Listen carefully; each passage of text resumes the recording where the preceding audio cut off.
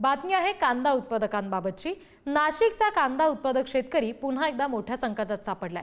कांदा शेतीवर फवारलेल्या तणनाशकामुळे जवळपास 300 ते 400 एकर कांदा पीक नष्ट झालंय। नाशिक जिल्ह्यातील कळवण, सटाणा, देवळा, मालेगाव आणि सिन्नर तालुक्यातील शेतकऱ्यांचं नुकसान झालंय। संबंधित तणनाशक कंपनीसह दुकानदारांवर कारवाई करत प्रति एकर 1.5 लाख रुपये भरपाई मिळावी अशी मागणी कांदा उत्पादक शेतकऱ्यांनी कृषी मंत्री माणिकराव कोकाटे यांच्याकडे केली आहे। यावेळी कृषी मंत्री कोकाटे यांनी शेतकऱ्यांच्या तक्रारीची दखल घेत कारवाई करण्याचे आदेश दिल्याचं कळतंय। कांदा उत्पादक शेतकऱ्यांनी एक ठराविक औषध स्प्रे केल्यामुळे त्यांचे कांदे पूर्णपणे जळून गेलेले आहेत। कृषी अधिकाऱ्यांना, कृषी अधीक्षकांना सूचना केल्या की नाशिक जिल्ह्यामध्ये जिथे जिथे कांदा उत्पादक शेतकरी आहे किंवा जिथे कांद्याची लागवड झालेली आहे अशा शेतकऱ्यांना व्हेरीफाय करा। एकदा बॅच त्यांची खराब झालेली असेल किंवा त्यामध्ये काही चुकीचं घटक टाकलेले असतील तर त्याचं व्हेरीफाय करण्यासंदर्भात कृषी खात्याला आम्ही वेगवेगळ्या लॅबमध्ये टेस्टिंग करायला सांगितलेली आहे। तर साधारण 2 दिवसामध्ये टेस्टिंग रिपोर्ट येईल। 2-3 दिवसात कंपनीच्या लोकांशी पण माझं बोलणं झालंय की शेतकऱ्यांना भरपाई, नुकसान भरपाई दिली पाहिजे।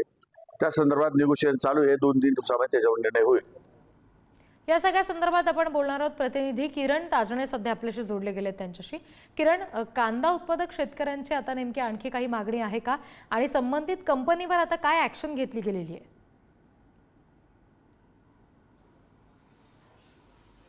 रिद्धी, खरं तर या सगळ्या शेतकऱ्यांनी तणनाशक हे ज्या वेळेला दुकानदारांकडनं घेतलं त्यावेळेला त्यांना सांगण्यात आलं की हे कांद्यावर जे तणनाशक वापरू शकता तुम्ही, त्याचा कुठलाही इफेक्ट होणार नाही। आणि या सगळ्या पार्श्वभूमीवर शेतकऱ्यांनी दुकानदारांवर विश्वास ठेवून ते तणनाशक खरेदी केलं आणि त्याची फवारणी केली। आणि या सगळ्या पार्श्वभूमीवर जर बघितलं तर हळूहळू टप्प्याटप्प्यानं हे जे नुकसान झालंय हे समोर येत आहे।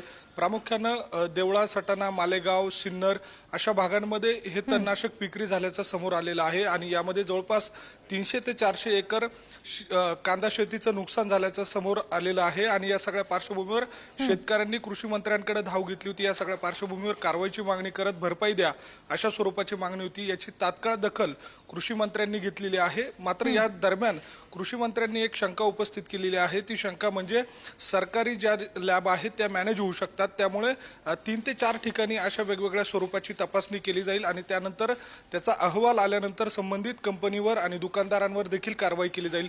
आणि त्यानंतर लवकरात लवकर शेतकऱ्यांना कशी मदत करता येईल यासाठीचा प्रयत्न सरकार करेल असं आश्वासित केलेलं आहे।